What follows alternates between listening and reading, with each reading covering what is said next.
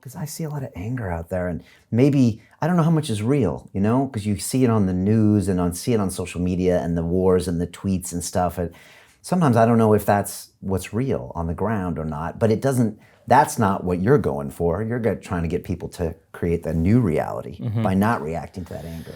Well, it's kind of interesting because I'm not sure I believe anything that I see on television any longer. I'm just not sure that it's actually factual.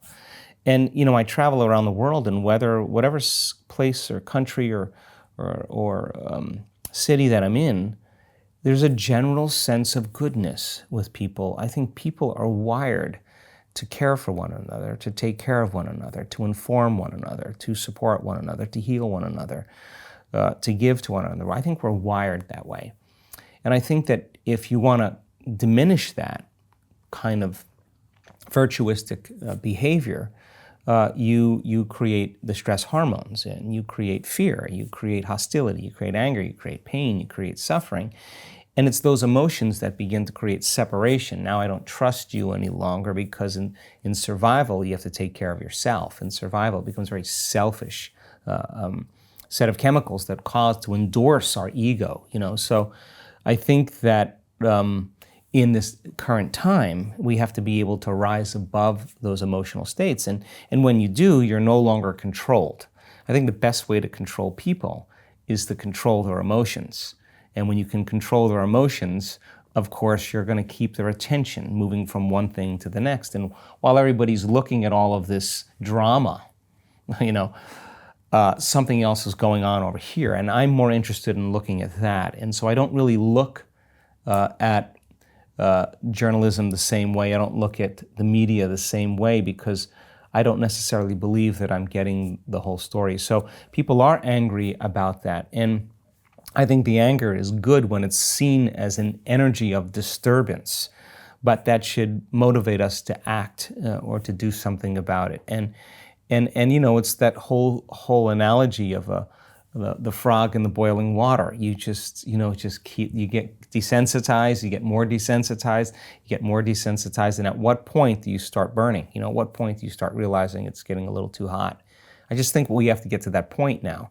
So by creating something for people to utilize, that you're not relying on so many things outside of you to bring you joy, or this kind of subconscious program of being a victim. You say, Brian, why are you so upset today? Well, I'm upset because of this person or this thing. What that really means is that some person or some condition in your environment is controlling the way you're feeling and the way you're thinking. Well, if something is outside of you is controlling the way you feel and the way you think, you're a victim to your environment. And so then there is this dramatic polarity that goes on. When things are going well, you're happy. When things aren't going well, you're sad. But when you learn how to self-regulate and create more coherence in your brain and heart, and that's what our message is, then you're no longer dependent on your outer world controlling your mood. In fact, you begin to realize how you think and feel begins to produce effects in your outer life. Now you start believing more you're the creator of your life and less of the victim of your life. Now that isn't something that you take one bite of and swallow and it's all over. It's a process of repatterning. It's a process of rewiring. It's a process of reconditioning. It's a process of self-reflection and awareness and changing those beliefs. And that's the work. And yet people are doing it.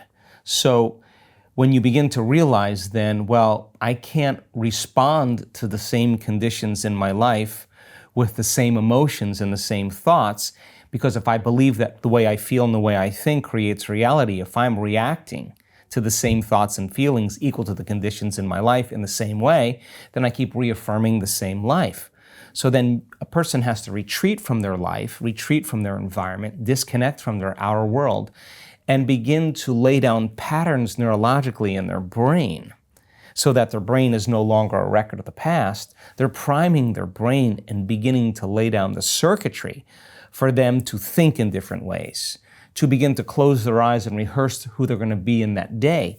And the act of mentally rehearsing begins to install the neurological hardware in their brain.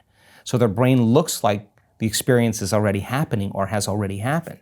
Now the brain's no longer a record of the past. Now we're creating a map to the future. Now it's practicing gratitude before it happens. Well, now the emotion. Right. Now, so then the action of rehearsal and installing the neurological hardware, by firing and wiring the same circuitry, the hardware becomes a software program, which means you're going to start automatically acting like a different person. You're going to start automatically thinking in new ways.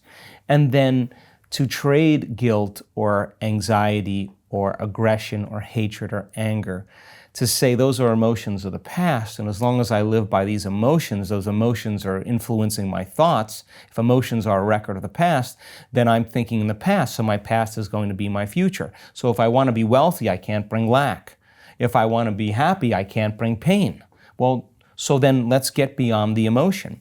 So by trading those limited survival emotions and teaching people how to elevate their emotional state and really measure to tell them you're doing it or you're not doing it.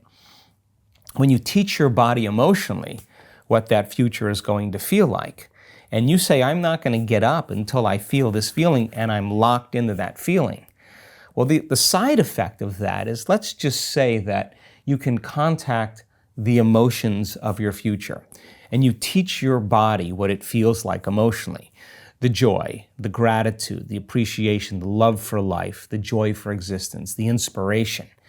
And most people do that in the beginning. They feel kind of funny, like, why am I doing this? Because they've been hypnotized and conditioned to need a reason to feel that. Right. Something outside of them has got to change how they feel inside of them. So they spend their whole life in lack and emptiness waiting for it to happen, but living in lack isn't going to create it. So you're front-loading it, and that feels weird at first. At first. But if you start understanding what you're doing and why you're doing it, and the stronger the emotion you feel, the more you're going to pay attention to the picture in your mind.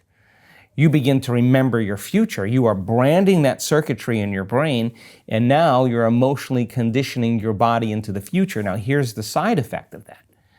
If you can do that properly and become familiar with those states of mind and body, and you get up feeling like your future has already happened, I guarantee you're going to stop looking for it. I guarantee you're going to stop analyzing why it hasn't happened. You're going to feel like it has already happened. Now, the work is to be able to maintain that modified state of mind and body your entire day. You got to be able to sustain that state independent of your coworkers, independent of your boss, independent of your ex, independent of your finances, independent of the traffic. And if you're able to do that, you will begin to see the feedback in your life. In a sense, when energy makes it to the heart, it begins to broaden the field around the body. An energy that's literally measurable, a magnetic field. And that energy is a frequency. And that frequency can carry the thought of your health, of your wealth, of your freedom, of your new relationship, of your new job. The frequency or the emotion of suffering can't carry the thought of health. It can't carry the thought of your new future. So then when there's a vibrational match between the energy, because we're always emitting energy and information, when there's a vibrational match between your energy and some possibility that exists in the quantum field, something magical happens, because once energy makes it to your heart, you're creating from the field instead of from matter. Now this weird thing starts to happen and things start coming to you.